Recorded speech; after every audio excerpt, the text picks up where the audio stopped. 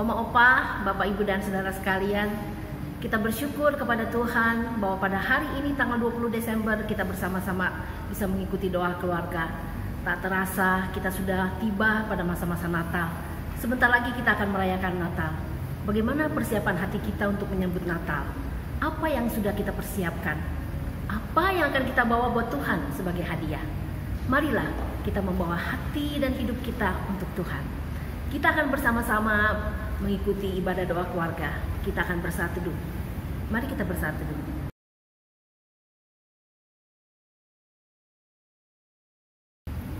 Ada satu lagu yang kata-katanya sangat sederhana, tapi sungguh-sungguh mengungkapkan suatu kebenaran yang luar biasa. Kita meminta Tuhan untuk mengisi mata kita dengan citra dari firman Tuhan, kacamata Tuhan untuk memandang dunia ini. Kita minta Tuhan untuk mengisi hati kita dengan kasih Tuhan, dan mulut kita dengan puji-pujian dan ucapan syukur kepadanya, sehingga kita mampu menjalani hidup ini dengan bersyukur, bersuka cita, dan memuliakan nama Tuhan.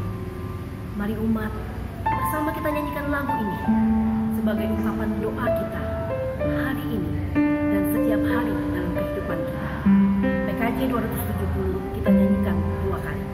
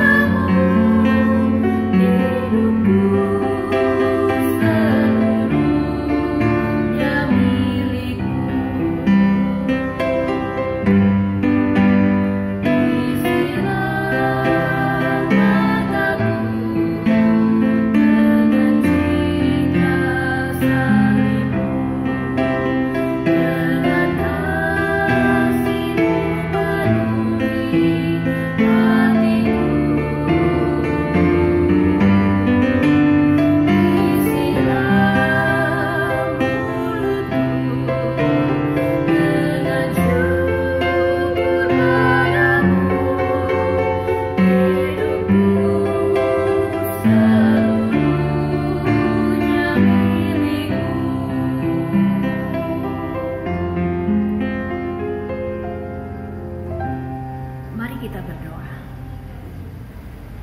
Tuhan Yesus, inilah ungkapan hati kami. Tuhan, kami rindu Tuhan mengisi hati kami dengan firman-Mu, mengisi hati kami dengan kasih, membuat kami Tuhan mampu menjalani hidup dalam terang firman-Mu Tuhan, sehingga kami bisa hidup dengan sukacita, bersyukur, dan bersorak-sorai. Tuhan, tolong kami. Biarlah mata kami Tuhan Kau isi dengan citra firman-Mu, sehingga Tuhan kami boleh memandang dunia ini, memandang sesama kami dengan cara Tuhan memandang. Tuhan, kami mengakui kelemahan kami. Kami manusia yang sangat berdosa. Kami datang saat ini Tuhan, sucikan dan kuduskanlah kami Tuhan, supaya kami layak mempunyai hati yang menyembah Tuhan. Hati kami disiapkan Tuhan untuk menyambut Natal, menyambut Tuhan Yesus hadir di hati kami, menyambut Tuhan Yesus hadir di hidup kami. Tuhan Yesus, datanglah, berbicaralah kepada setiap kami, dan pakailah hamba-Mu yang menyampaikan firman-Mu. Dalam nama Tuhan Yesus kami berdoa. Amin. Bapak, Ibu, Saudara, Oma, Opa, dan siapapun di mana saja berada yang mengikuti doa keluarga saat ini, kita akan bersama-sama membaca dan merenungkan firman Tuhan, dan bagian Alkitab yang akan kita baca dari Matius pasal 2, ayat pertama sampai dengan ayat yang ke-12. Matius pasal 2, ayat pertama sampai dengan ayat yang ke-12. Saya akan bacakan buat kita semua. Sesudah Yesus dilahirkan di Betlehem di tanah Yudea pada zaman Raja Herodes, datanglah orang-orang Majus dari timur ke Yerusalem dan bertanya-tanya, "Di manakah dia, raja orang Yahudi yang baru dilahirkan itu? Kami telah melihat bintangnya di timur, dan kami datang untuk menyembah dia." Ketika Raja Herodes mendengar hal itu, terkejutlah ia beserta seluruh Yerusalem. Maka dikumpulkannya lah semua imam kepala dan ahli Taurat bangsa Yahudi, lalu dimintanya keterangan dari mereka di mana Mesias akan dilahirkan. Mereka berkata kepadanya, "Di Betlehem di tanah Yudea, karena demikianlah ada tertulis dalam kitab Nabi, dan engkau Betlehem tanah Yehuda, engkau sekali-kali bukanlah yang terkecil di antara mereka yang memerintah Yehuda, karena daripadamulah akan bangkit seorang pemimpin yang akan mengembalakan umatku Israel." Lalu dengan diam-diam Herodes memanggil orang-orang Majus itu dan dengan teliti bertanya kepada mereka bila mana bintang itu nampak. Kemudian ia menyuruh mereka ke Betlehem, katanya, "Pergi dan selidikilah dengan seksama hal-hal mengenai anak itu.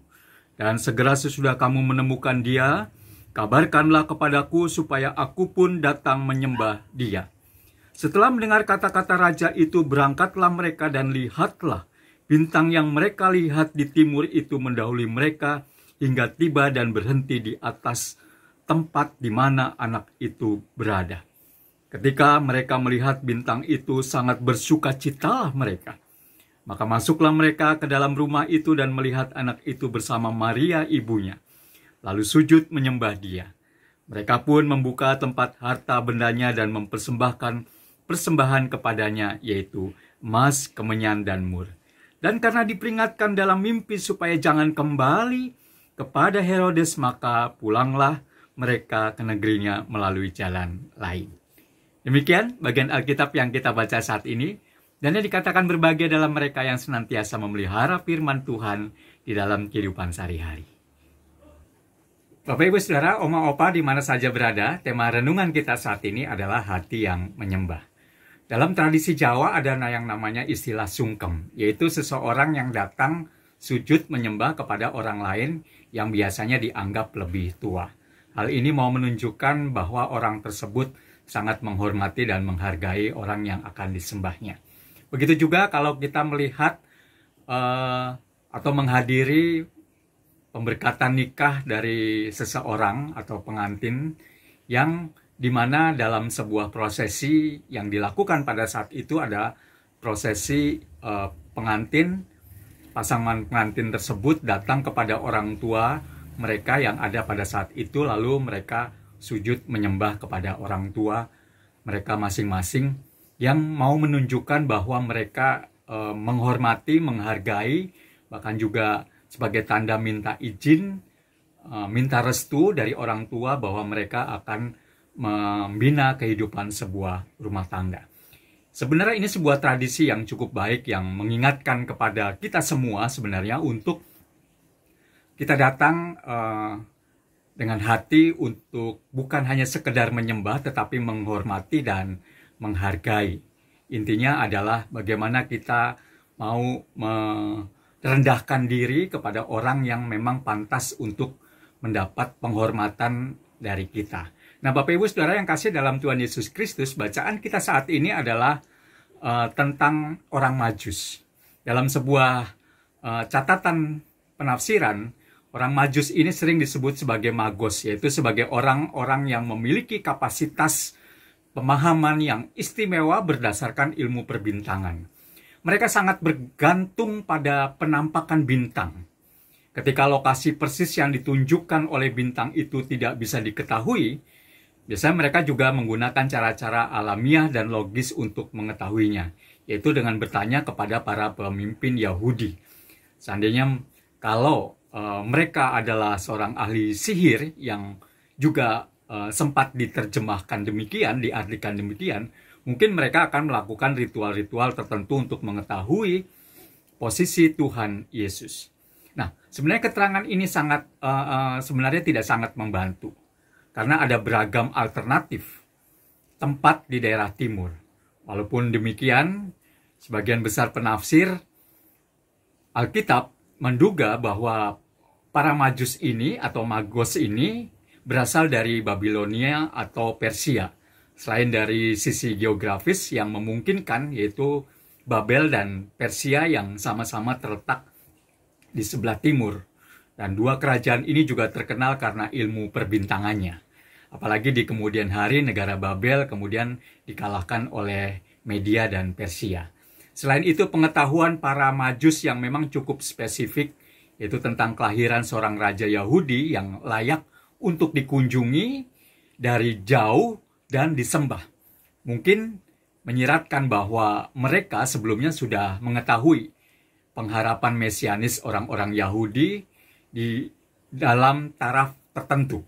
Jika ini benar, mereka mungkin mendapatkannya dari orang-orang Yahudi yang memang sudah lama ada di kerajaan Babel. Nah, kisah ini menjadi perbincangan para teolog.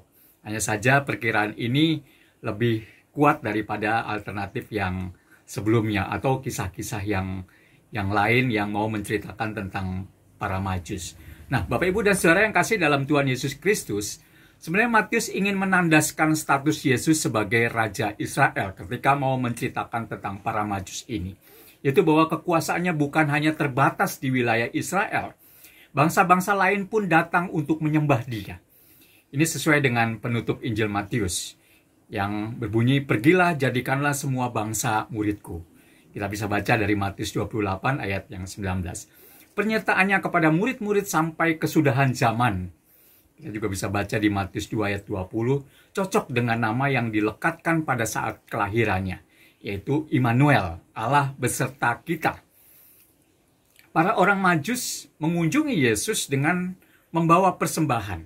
Dan banyak yang mencoba untuk mengunjungi atau untuk menjelaskan makna dan lambang dari persembahan mereka. Persembahan yang dibawakan oleh orang Majus ini. Di antaranya ada yang mau menjelaskan demikian. Ketika mereka membawa emas, maka melambangkan bayi Yesus yang akan menjadi Raja Agung.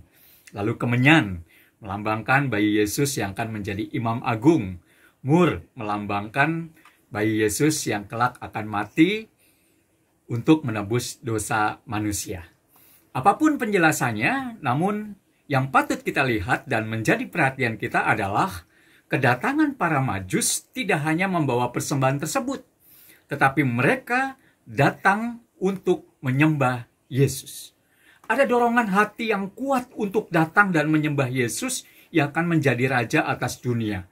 Hal ini sudah ditunjukkan ketika mereka, kalau melihat dari peta geografis, jarak Babilonia ke Yerusalem hampir sekitar 3.742-an kilometer atau sekitar 33 kilometer atau 33 jam perjalanan menggunakan mobil.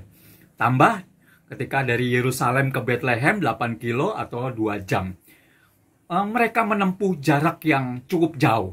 Dan jarak yang cukup jauh ini mereka tempuh hanya untuk datang menyembah Yesus. Mereka lakukan. Jika tidak mempunyai hati untuk menyembah, maka mereka tidak melakukannya. Jadi mereka melakukan itu hanya karena untuk menyembah Yesus. Dan hati untuk menyembah yang mereka miliki itulah yang kemudian mengatasi seluruh jarak dan waktu dan mereka mau menempuhnya. Nah, Bapak Ibu dan Saudara yang kasih dalam Tuhan Yesus Kristus, bagaimana dengan kita? Apa yang akan kita berikan kepada Yesus dengan kelahirannya yang akan kita sambut? Bukan sekedar hadiah atau kado seperti yang diharapkan oleh anak-anak dalam menyambut kedatangannya yang membuat sukacita. Tapi ketika kita datang kepadanya dan menyambut kedatangannya dengan hati yang menyembah, maka sebenarnya seluruh hidup kita persembahkan kepada Dia, Sang Pemilik hidup. Keyakinan dan iman kita bahwa Yesus yang lahir adalah juru selamat kita, maka tidak ada pemberian yang terbesar selain kita datang kepada Dia dengan hati yang menyembah. Tunduk, taat, dan setia akan janji dan perintahnya. Inilah makna ketika kita datang dengan hati yang menyembah kepada Dia yang datang dan lahir di dalam dunia ini untuk menyelamatkan kita semua dan yang terutama lahir di dalam hati kita, menguasai seluruh keberadaan dan hidup kita, sehingga kita bersukacita di dalam menjalani kehidupan ini. Kiranya Tuhan memampukan dan memberkati kita semua. Amin.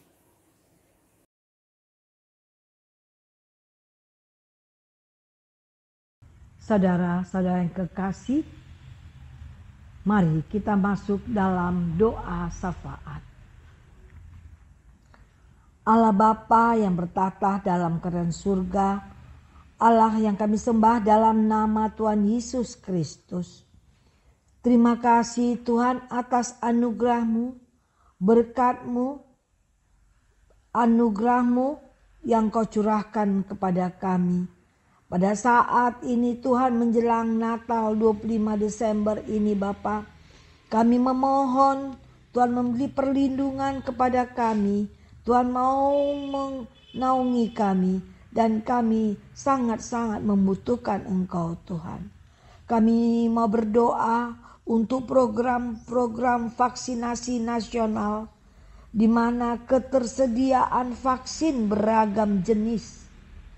Tuhan, biarlah vaksinasi untuk anak-anak agar kami dapat vaksin yang terbaik. Bapa, kami mengucap syukur Tuhan atas anugerah-Mu memberi pertolongan, belas kasihan kepada kami agar pandemi ini berlahan sirna. Tolonglah Bapa. Kami juga mau berdoa untuk saudara-saudara kami yang sakit dan yang lemah tubuh. Bapak Untung Raharjo, Bapak Togi Huta Barat, Bapak Sutanto dan Ibu Titin, Bapak Margono dan Ibu Nani, Bapak Willy Suryadi, Bapak Edward Pasaribu, Ibu Selvi, Ibu Sumihar, Ibu Len Vincent, Ibu Pangaribuan, Ibu Maria Bambang, Ibu Listiati, Ibu Yeti, Ibu Sylvia. Semua saudara-saudara kami yang sakit dan lemah tubuh ini, kami mau serahkan ke dalam tangan-Mu. Berikanlah kesembuhan, jamahlah Tuhan, sehingga mendapat kesembuhan total daripada Tuhan. Terima kasih Tuhan, ampuni dosa-dosa dan kesalahan kami. Kami banyak melakukan kesalahan, ampunilah Tuhan. Terima kasih Tuhan, dengarlah doa dan permohonan kami yang kami alaskan dalam nama Tuhan Yesus Kristus, Juru Selamat kami yang hidup. Kami berdoa. Amin. Dalam kehidupan kita, seringkali kita tergoda ketika kita melihat orang lain yang lebih banyak uang, yang lebih sukses, sehingga kita mau berpacu, mulai iri hati, mulai serakah, supaya kita bisa sama dengan orang lain. Kita jadi lupa siapa kita.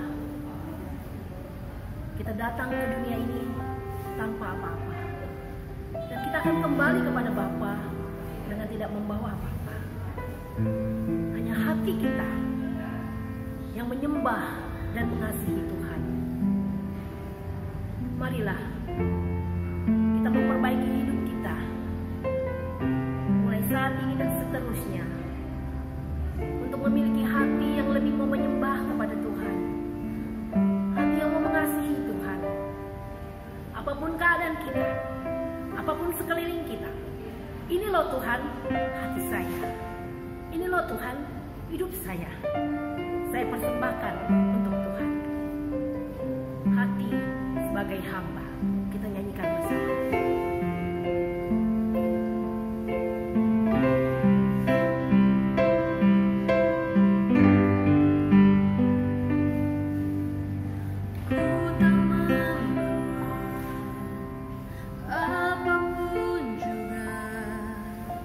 Saat ku datang